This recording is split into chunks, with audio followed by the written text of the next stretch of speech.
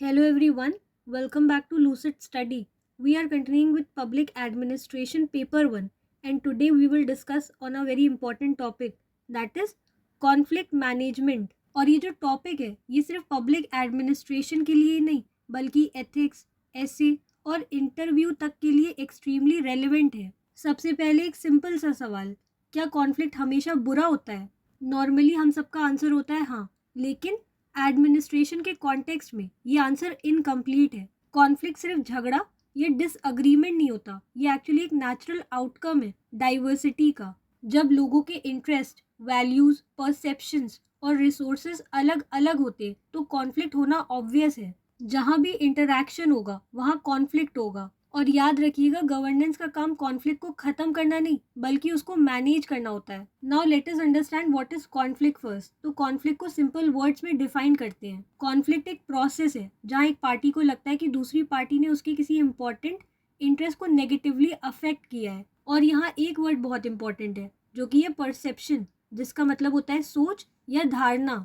मतलब actual problem हो या ना हो, अगर किसी को लगता है कि उसके साथ गलत हुआ है तो कॉन्फ्लिक्ट स्टार्ट हो सकता है। एडमिनिस्ट्रेशन में, प्रशासन में कॉन्फ्लिक्ट मल्टीपल लेवल्स पर होते हैं। जैसे इंडिविजुअल लेवल पर ऑफिसर्स के बीच में डिसएग्रीमेंट होता है, ग्रुप लेवल में जैसे डिपार्टमेंट्स के बीच में कंपटीशन, स्टेट वर्सेस सिटीजन में जैसे प्रोटेस्ट।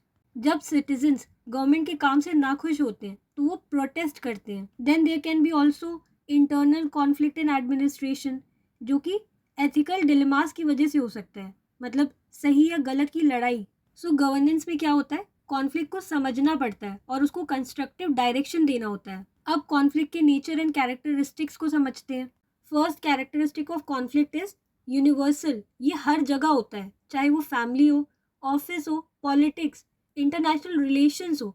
कॉन्फ्लिक्ट जो है वो कहीं पर भी अराइज हो सकता है। दूसरा कैरेक्टरिस्टिक है कि ये डायनामिक है, ये स्टेटिक नहीं होता, मतलब ये एक जैसा नहीं रहता, टाइम के साथ बढ़ता है, एस्केलेट भी हो सकता है। Third is perception based. Real issues हो या मिसअंडरस्टैंडिंग, दोनों से कॉन्फ्लिक्ट हो सकता है। देन कॉन्फ्लिक्ट कंस्ट्रक्टिव या डिस्ट्रक्टिव दोनों हो सकता है, ये डिपेंड करता है कि आप उसको कैसे हैंडल करते हो। सो एक मैच्योर एडमिनिस्ट्रेटर, एक समझदार अधिकारी कॉन्फ्लिक्ट से डरता नहीं है, वो उसको डायग्नोज करते हैं, कॉन्फ्लिक्ट को सही से एनालाइज करते हैं और सोल्यूशन ढूंढने की कोशिश करते हैं। Now let's talk about types of conflict. अब हम कॉन्फ्लिक्ट के टाइप समझते हैं।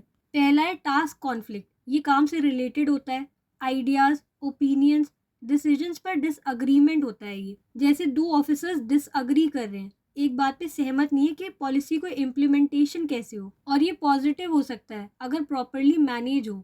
सो टास्क कॉन्फ्लिक्ट क्या है, टास्क को करने के तरीके में डिसअग्रीमेंट होना। फिर है रिलेशनशिप कॉन्फ्लिक्ट, ये पर्सनल होता है, जैसे ईगो क्लैश, इमोशंस या मिसट्रस्ट होना। ये सबसे डेंजरस टाइप है क्योंकि ये एफिशिएंसी और मोराल दोनों को डिस्ट्रॉय करता है। फिर है प्रोसेस कॉन्फ्लिक्ट, ये इस बात पर होता है कि काम कैसे होगा, जैसे किसके क्या रोल्स होंगे, कौन से रिसोर्सेस लगेंगे या procedures.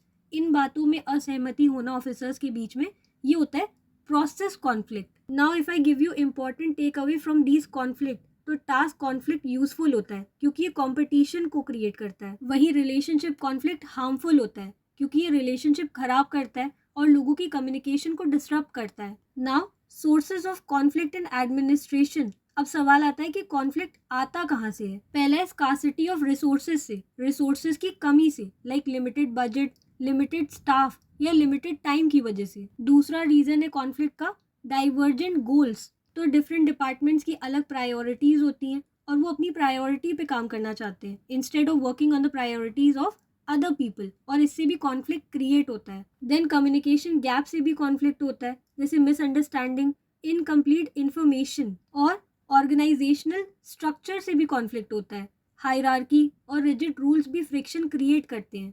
And then personal differences can also be a reason of conflict in administration. लोगों के वैल्यूज अलग होते हैं, एटीट्यूड, पर्सनालिटी डिफरेंसेस होते हैं। अब अगर रियल लाइफ एग्जाम्पल की बात करें तो डिजास्टर मैनेजमेंट में पुलिस, हेल्थ डिपार्टमेंट, एडमिनिस्ट्रेशन सब इन्वॉल्व होते हैं। और अगर कम्युनिकेशन क्लियर नहीं है या अथॉरिटी डिफाइन नहीं है, मतलब किसकी क्या पावर्स हैं, किसकी क्या रिस्पॉन्सिबिलिटी है, तो कॉन्फ्लिक्ट इंस्टेंटली क्रिएट हो जाता है। अब बात करते हैं traditional versus modern view of conflict के बारे में। पहले जो क्लासिकल थिंकर्स थे उनका मानना था कॉन्फ्लिक्ट खराब है और ये इनएफिशिएंसी का साइन है, लेकिन मॉडर्न थिंकर्स का व्यू डिफरेंट है। कॉन्फ्लिक्ट इनएविटेबल है, मतलब कॉन्फ्लिक्ट से बचा नहीं जा सकता, इट इज अनअवॉइडेबल, और कभी कभी ये डिजायरेबल भी है।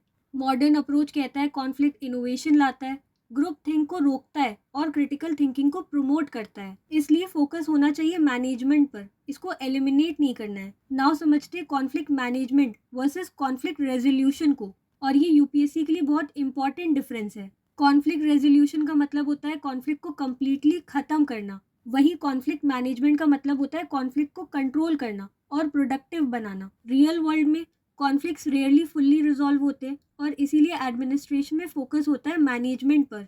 Now let's talk about techniques of conflict management. अब बात करते हैं प्रैक्टिकल पार्ट की कि एडमिनिस्ट्रेटर क्या करता है। पहली टेक्निक है कॉन्फ्लिक्ट मैनेजमेंट की अवॉइडेंस, छोटी प्रॉब्लम्स को इग्नोर कर देना, और ये तब यूजफुल है जब इशू माइनर हो।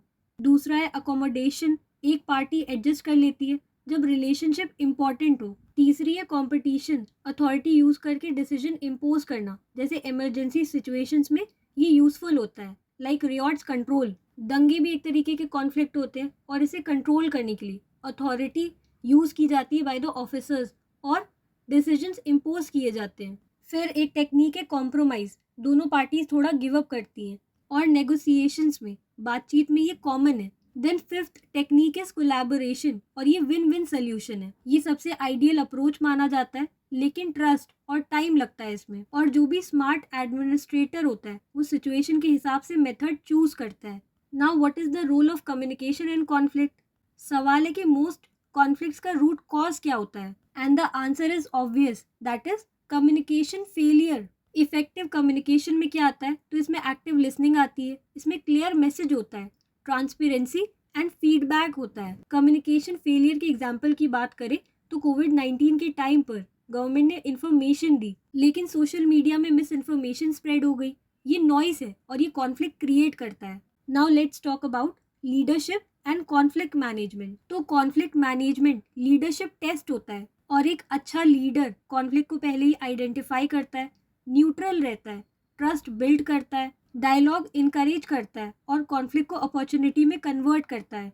और लीडर्स पर अक्सर बहुत बड़ी जिम्मेदारी होती है, जैसे लीडर को बैलेंस करना पड़ता है डेवलपमेंट वर्सेस इन्वायरमेंट के बीच, एफिशिएंसी वर्सेस इक्विटी के बीच, लॉ वर्सेस कंपैशन के बीच। और इंडिया जैसे डाइवर्स कंट्री में कॉन्फ्लिक्ट नेचुरल है। यहाँ सेंटर वर्सेस स्टेट इश्यूज होते हैं, फार्मर प्रोटेस्ट होते हैं, इन्वायरमेंट वर्सेस डेवलपमेंट कॉन्फ्लिक्ट्स होते हैं, पॉलिटिकल वर्सेस ब्यूरोक्रेटिक टेंशंस भी होती हैं। अब इन सब के बीच अगर आईएएस ऑफिसर की रोल की बात करें तो आईएएस ऑफिसर का रोल एक मीडिएटर का होता है। ऑफिसर का काम होता है पॉलिसी को अच्छे से इम्प्लीमेंट करना और पब्लिक ऑर्डर बरकरार रखना। Now what are the positive outcomes of conflict. अगर कॉन्फ्लिक्ट सही से हैंडल हो तो बेटर डिसीजंस लिए जाते हैं, इनोवेशंस होते हैं, इंस्टीट्यूशन स्ट्रांग होता है, पब्लिक पार्टिसिपेशन बढ़ता है और अकाउंटेबिलिटी मेंटेन रहती है।